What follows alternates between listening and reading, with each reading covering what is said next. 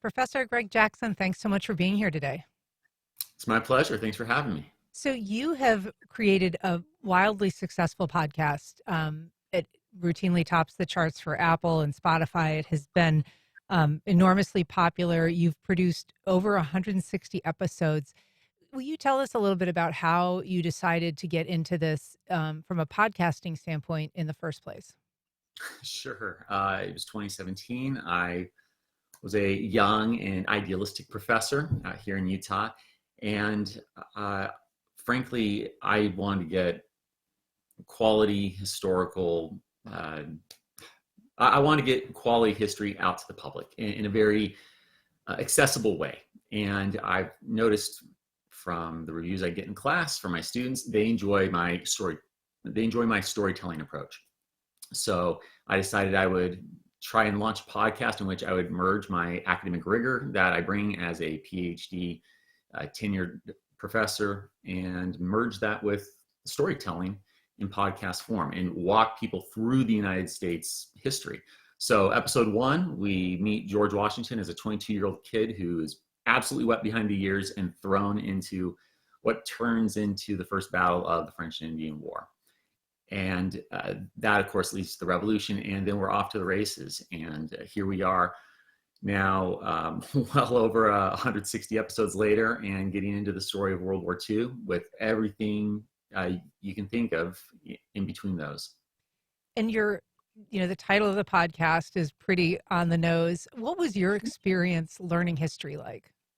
Well, I personally enjoyed learning history. I was always drawn to the stories. I like connecting with people, and I feel as though that's what we do when we study history, when we do it right, when we don't make it just names and dates, but really get to understand the fears, the anxieties, the joys that the people who came before us felt. They didn't know how it was going to turn out. They weren't living the textbook that we're reading. They had very real stories. That said, being a historian, as much as I love my colleagues, I came to appreciate where people do get turned off by histories that kind of suck the story out of history. And I want to make clear that I'm keeping the story in it. I made this podcast knowing that history lovers would enjoy it, but my goal was to make it enjoyable and fun for people who've had not so great experiences and feel like there's nothing to value there. I wanted to turn that around for them. Yeah. Why is it you think that history, when it doesn't do what you're doing and when it doesn't do what it ought to do, why do you think it is taught that way? Because I think it's great that you had great experiences with it, but I think most of us have had at least, 1 or 2 years of history in school that were just really kind of deadening to the subject matter. Sure. There are a number of factors there. One, when we talk about K through 12, and I'm not trying to point fingers at any school board or teacher, it's just such an incredible lift. You have 9 months in a school year, one period, right, per day. So you've got 5 hours over the course of the week, 9 months, and you're supposed to get kids from the founding of the nation to the present, or even more audacious, you're supposed to get them through world history in a year. That's insane. So you don't have the time to get into the stories. I've had the luxury for the last 8 years of slowly taking my listeners from the revolution up to World War II. So not having to deal with those time constraints, it makes it quite different. And the other piece I would say is that when we do academic writing, there is an endeavor, of course, to be, I try to bring this to the podcast, be absolutely objective. Sometimes objectivity then kills the narrative. And I think that there is a space for having a complicated narrative in which we can jump from one perspective to another, and in that way teach and let people understand how various people viewed a moment, but keep the story there. And storytelling obviously is the foundation of what you do. You begin all of your episodes saying, I'd like to tell you a story. Can you, for people who aren't familiar with the podcast, explain a little bit about the structure and the way that you take it incrementally? It seems to me you do about every a decade or so, every episode?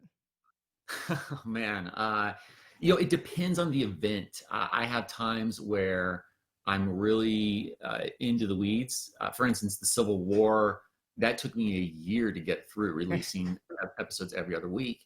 I think there are about 20 episodes altogether on the Civil War.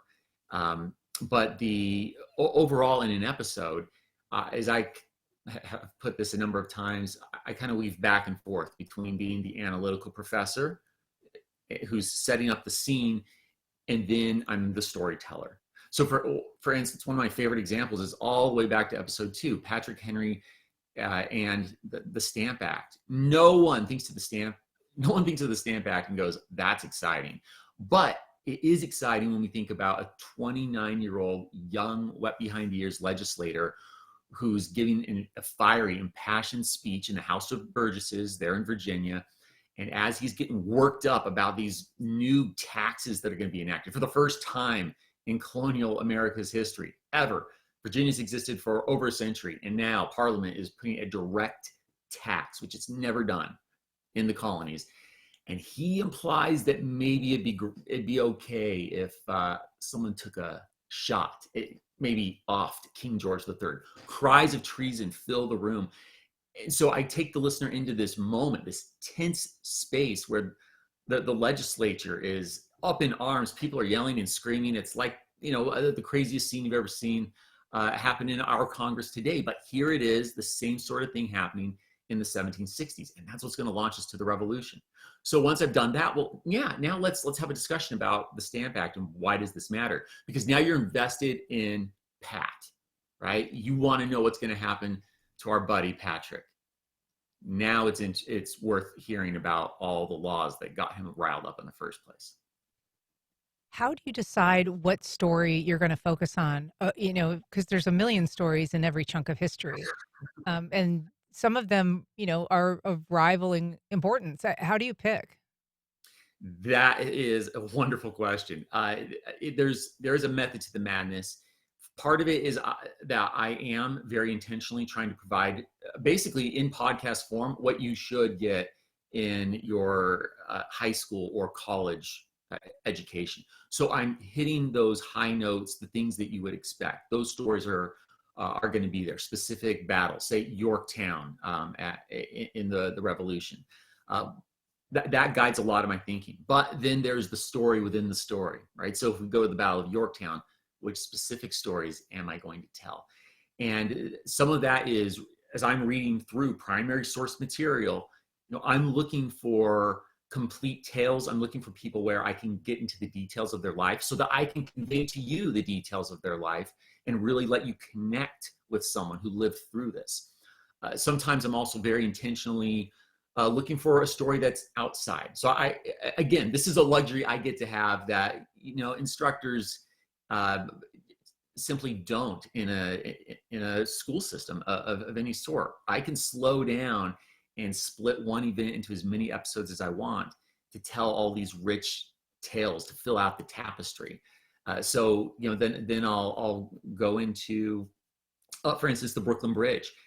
That's not a crucial piece of American history in that it's something that's covered in a curriculum, but it's such a fascinating story of the Roebling family that basically give themselves to make this bridge. Emily Roebling, the daughter-in-law of the first engineer to work on it, effectively becomes the first woman to be an architect in American history. Hundreds of Italian, English, and other immigrants die building this. And it's an incredible story of sacrifice, bravery, American ingenuity. And I just wanted to tell the story. So episode 92, I indulged in telling it.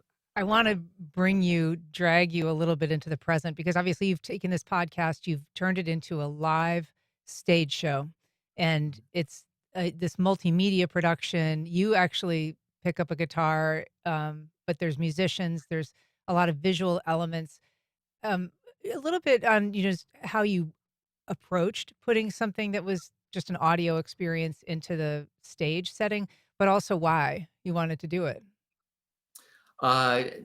Yeah, wonderful question there. Few things come to mind. First of all, again, remember, I'm a university professor. I was in the classroom for years before I was behind the mic. And I'm an extrovert. So living behind the mic is not the only thing I want to do. I like connecting with the people that I've been effectively teaching. These are, you could say, my students scattered across the country. And it's great to meet people who've been, whether they just started listening to the podcast, sometimes they're introduced to it by showing up to one of my performances, or if they've been listening for years. I enjoy that interaction. And I feel that my time in the classroom definitely helped lay the groundwork for the stage. Also, my garage band days, of course, helped with that whole guitar side of it. Excellent. Yeah. But in terms of the images, again, there's a lot of the same curation that goes through in making the audio experience, thinking through images and making maps.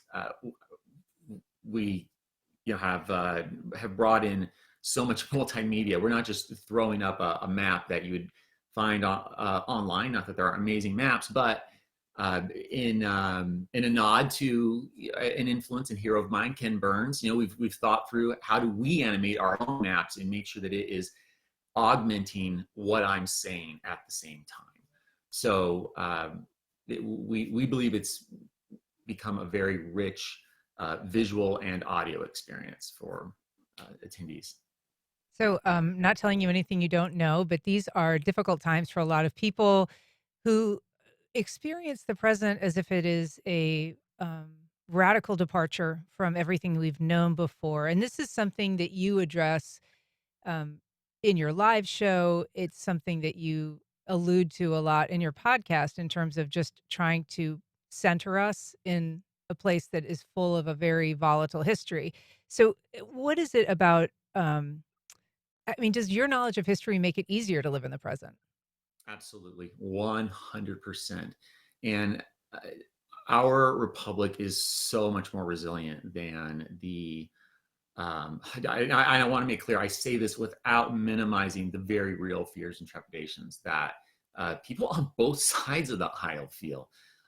But our republic is, in fact, so resilient. When you understand this history, when you're familiar with the absolute bloodbaths that have happened in the Capitol between legislators duking it out or just simply assaulting one another. My mind goes to Representative Preston Brooks beating nearly to death abolitionist Senator Charles Sumner.